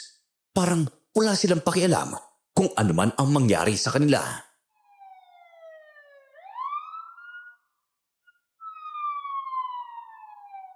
Tamang-tama lang ang dating ng mga pulis. Isang segundo na lang. Babaril na sana tayo. Oo. Salamat sa Diyos. Natapos na rin ang lahat ng bangungot na pinagdaanan natin. Ikaw na lang ang natira, Macario. Wala nang magagawa ang mga tauhan mo para iligtas ka sa kulam ko. Minahal kita. Naging mabuting asawa ako. Pero ikaw mismo ang sumira sa kabutihan ko. Rosenda, patawanin mo na ako. Sa lahat ng ginawa ko sa'yo. Pakiusap.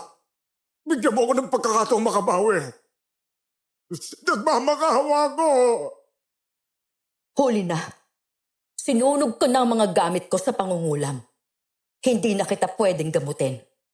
At ang katawan mo, kinakain na ng apoy na hindi natin nakikita. Tingnan mo yung mga paa mo. Buto na lang. Wala ka ng pag-asa. Nagsisisi na ako. Sa lahat ng ginawa ko. Huli na para magsisi. Noon ko pa sinabi sa'yo, huwag mong ubusin ang pasensya ko. Binalaan na kita na baka may magawa ako. Bagay na hindi mo iisipin sa akin. Pero tinawanan mo lang ako, di ba? Ang laki kasi ng tiwala mo sa sarili mo. Umalis na tayo dito. Baka humabol pa yung mga tauhan niya eh. Sandali lang. Pagmasdan muna natin kung paanong kainin ng apoy ang katawan ng lalaking ito. Macario, sana kahit kaluluwa mo, hindi na makabalik sa lupa. Sana pati kaluluwa mo, masunog kasama ng katawan mo, hayop ka! Masakit, di ba? Sa totoo lang, kulang pa yan sa lahat ng mga ginawa mo sa mga babaeng nawasak mo! Nangako sa sarili ko na hindi ko ayaw may manakit sa inyo. Pero sobra ako nadismay sa ginawa mo sa akin, boss. Ngayon, yung taong pilit kong pinoprotektahan, pinagmamasdan ko ng mamatay.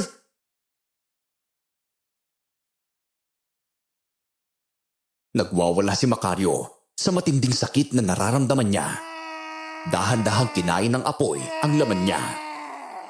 Hanggang sa mga buto na lang ang natira.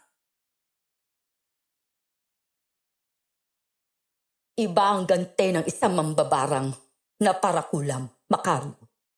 At ang hindi mo alam, galing sa angka ng mga parakulam ang asawa mo. Ako. Wala na siya, Rosenda. Pwede na tayong lumabas dito sa kagubatan. Alam naming masakit din para sa iyo ang nangyari. Kasi mahal mo rin siya kahit papaano, di ba? Pero para sa akin, ito ang pinakamagandang desisyon na ginawa mo. Hindi lang malupit na tao ang pinatay mo. Tinapos mo rin ang isang manyakis at manloloko sa baryo. Simula ngayon, kung papayagan niyo ako, Ma'am Rosendo, handa kong ialay ang katapatan ko sa inyo. Poprotektahan ko kayo, lamang sa mga mapanghusga at mapanakit. Kakailanganin ko kayong lahat. Sana samahan ninyo ako habang unti-unti kong kinakalimutan ang masalimuot na nangyaring ito sa buhay ko. Matapos ang lahat, kahit wala na si Macario, mainit pa rin siyang pinag-uusapan sa baryo. Si Rosenda mismo ang naglabas ng lahat ng baho niya. At tuwing maaalala ko ang ginawa niya sa akin, hindi ko maiwasang makaramdam ng matinding pandidiri sa sarili kong katawan.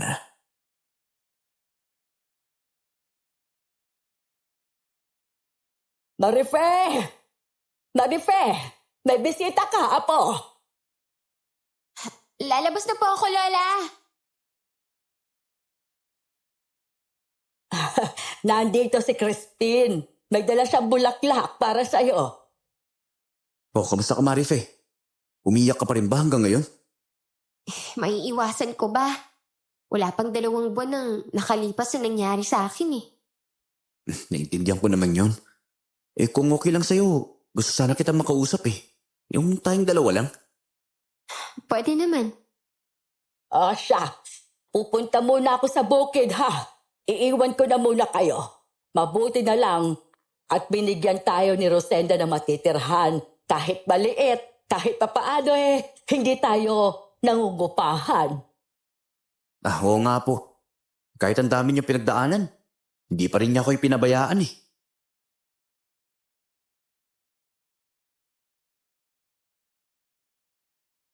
Nang nakaalis na si Lola, pinapasok ko si Crispin sa loob ng silid ko. Bumuntong hininga muna ako. May problema akong matagal ko nang kinikimkim. Pero hindi ko masabi-sabi kay Lola.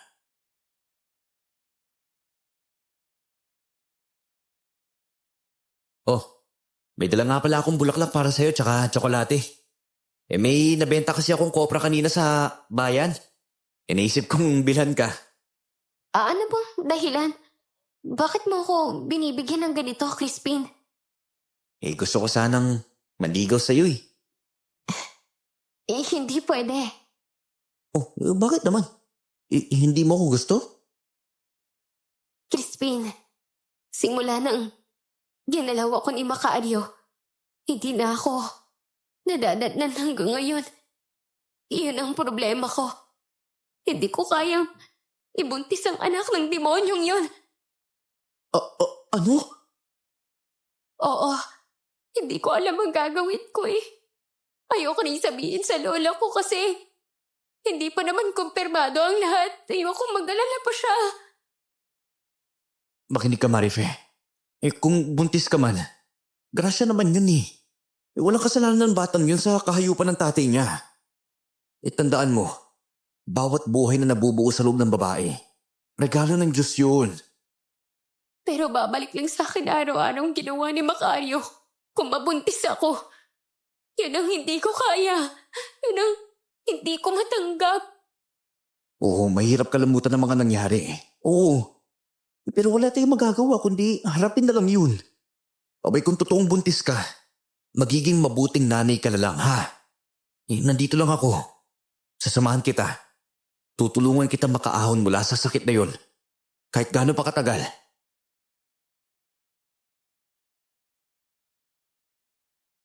Naghintay pa ako ng ilang linggo.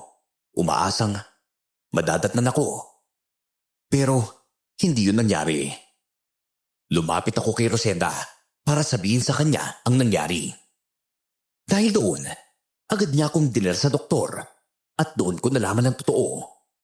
Buntis ako, 2 buwan na.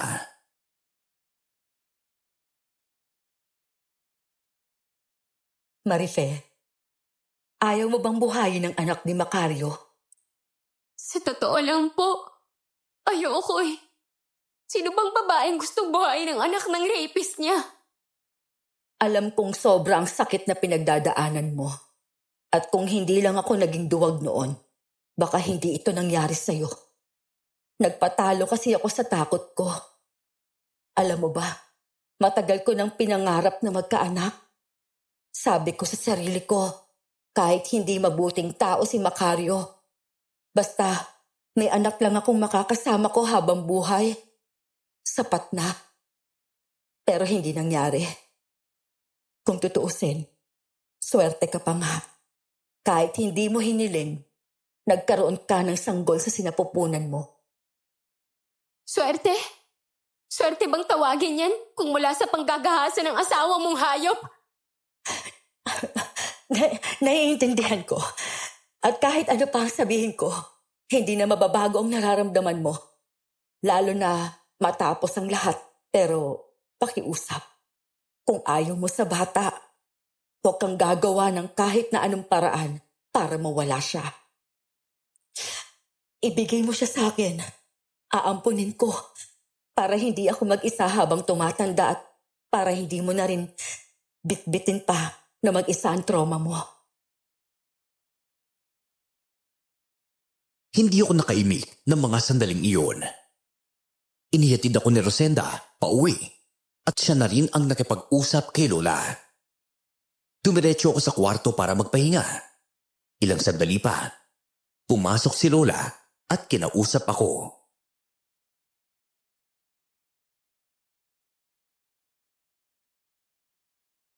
Ang sabi ni Rosenda, buntis ka raw ng 2 buwan. Apo, ingatan mo ang batang yan. Kawawa naman kung may mangyari sa kanya. Sana nga mawala na lang ang batang to eh. Marife, huwag kang magsalita ng ganyan. Hindi mo dapat sinasabihan ng masama ang sanggol na nasa sinapupunan mo. May lihim akong dapat na sabihin sa'yo. Ano po yun? Ang tatay mo ay hindi ko tunay na anak. Anak siya ng asawa ko sa ibang babae. Nagloko ang lolo mo noon at nang malaman kong nabuntis niya yung babae, sinundan ko sila. Yung babae, napaka-irresponsable. Itinapon niya ang sanggol, hindi niya alam, binabantayan ko siya. Kaya nang itapon niya ang tatay mo, pinulot ko. Dinala ko sa bahay, inaruga ko, at tinuring ko na sarili kong anak. Ano? Hindi niyo po totoong anak ang tatay ko? Hindi, apo. Pero kung hindi ko sinabi, hindi mo malalaman, hindi ba? Hindi ko pinaramdam sa tatay mo na hindi siya galing sa akin. At nagkaroon pa ako ng apo na gaya mo. Hindi tayo magkadugo, Marife. Pero mahal na mahal kita. Lola Maxima, totoo po ba talaga yan? Oo. At hindi ko ito sinasabi para saktan ka. Sinasabi ko ito para maintindihan mong dapat mong alagaan ang anak mo. Huwag mong gawin ang ginawa ng nanay ng tatay mo. Itinapon siya dahil lang sa galit. Galit din ako noon, pero minahal ko pa rin ang tatay mo. Pareho tayong may sakit na bitbit. Iba lang ang paraan. Pero tandaan mo, ikaw ang nagdadala ng sanggol. Ikaw ang magsisilang sa kanya. At hindi mo dapat kamuwian ang batang walang kasalanan.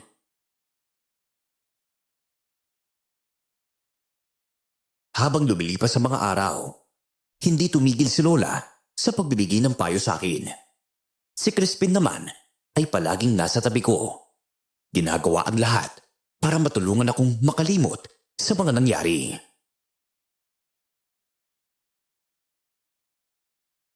Handa akong akuin ng responsibilidad, lalo na sa bata. Basta tanggapin mo lang ako, Marife. Magiging tatay ako sa anak mo. Ganun kita kamahal eh. Talaga ba? Kahit ganito ang nangyari sa akin, mahal mo pa rin ako? Oo. Walang nagbago sa nararamdaman ko. Unang kita ko pa nga lang sa'yo eh.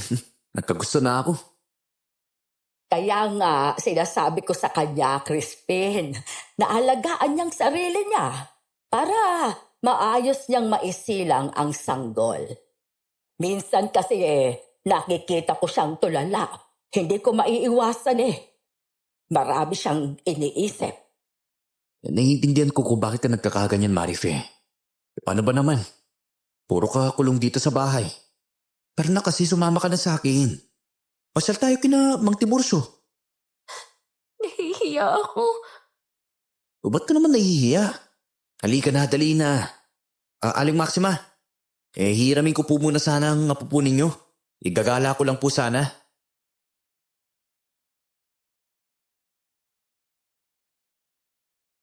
Hinila ko ni Crispin palabas ng bahay namin. Bawat taong madaanan namin, napapatingin sa tiyan kong unti-unti nang lumalaki. Pagdating namin sa bahay ni Mang Tiburcio at Felipe, nadatnan namin silang nag-aalmusal.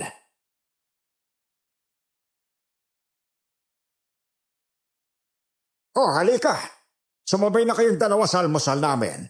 Abay tama-tama. May inihaw kaming bangos. O si Felipe mismong nakahuli kanina sa ilog. Uy, Marife, lumalaki na nga talaga ang tiyan mo ah. Mukhang malapit mo na talaga ang silang yan. Sana lalaki. At saka kasing bait mo. Yan ay kung hindi magmana sa tatay niya. Iha, ang pagkatao ng isang tao ay minsan nakadepende sa pagpapalaki ng magulang. Abay palakihin mo ng maayos ang anak mo ha. Para hindi siya maging katulad ng hayop na yon. At nandyan naman si Crispin. Abay mabuting tao si Crispin. Maniwala ka, magiging mabuti siyang tatay sa anak mo. Nakakahiya naman.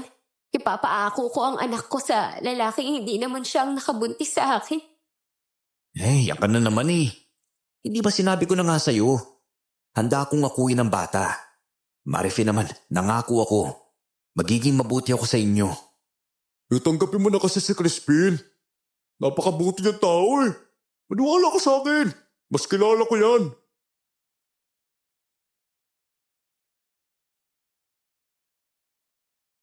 Sa mga panahong lagi ko siyang kasama, napatunayan sa akin ni Crispin na mabuti siyang tao. Hanggang sa hindi ko na malayan, unti-unti ko nang nakakalimutan ang masamang nangyari sa akin. Lahat ng taong nakapaligid sa akin, todo suporta sa pagbubuntis ko. At tama naman sila. Wala namang kasalanan ang sanggol sa kababuyang ginawa ng ama nito sa akin. Malapit mo nang maisilang ang anak mo, Marife. Oh, naihanda mo na bang lahat ng gamit ninyo? Para pag sumakit ang tiyan mo makaalis na agad kayo ni Crispin. Lola, nakahanda na po ba ang lahat? Sa totoo lang, nagbabadali na akong lumabas ng batang to para makita ko na po ang itsura niya. Nagpadala rin po pala si Resende ng pera at mga gamit pang bata. Ay, ganun ba? Ay, ang bait talaga ng babaeng yon. Simula nang mawala ang asawa niyang walang kwenta, may mas gumaan pang buhay niya. Pero iha, ang swerte mo kay Crispin. Masipag magtrabaho para makaipon, lalo para sa magiging anak ninyo. Oo nga po Lahat ng ginagawa niya para sa amin at sa pinagbubuntis ko. Basta, alagaan mo ang magiging anak mo, ha, Marife? Tumango ako kay Lola at agad ko siyang niyakap. Sa mga sandaling yun, dumating na si Crispin mula sa bukid. May bitbit siyang prutas para sa akin. Marife, may pasalubong ako sa'yo. Sigurado ko magugustuhan mo to. O, kamusta ka naman dito? Wala ka pa bang nararamdamang kirot sa tiyan? Wala pa. Ikaw nga mas excited kesa sa akin ng mga anak ako O, siyempre. Matagal ko ng pangarap na magkaroon ng sariling pamilya, no? Kahit hindi mo tunay na anak tong dinadala ko. Ano ba? Simula ngayon, huwag mo nang babanggitin yan, ha? Anak ko ang batang nasa sinapupunan mo. At saka mamahalin ko siya ng sobra, no? Parang tunay na dugo ko. Siya ang magiging anak ko, Marife. At kayong dalawa, ang magiging pamilya ko.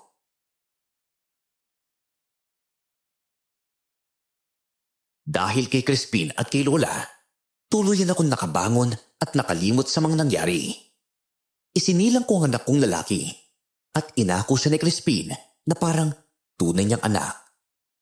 Sa kasalukuyan, kasal na kami ni Crispin at nasundan pa ng dalawa ang anak ko. Isa siyang napakabuting tatay at ni minsan, hindi ko nakita na iba ang turing niya sa panganay ko. Hanggang dito na lamang po ang aking kwento. Maraming salamat po at more power sa inyong channel.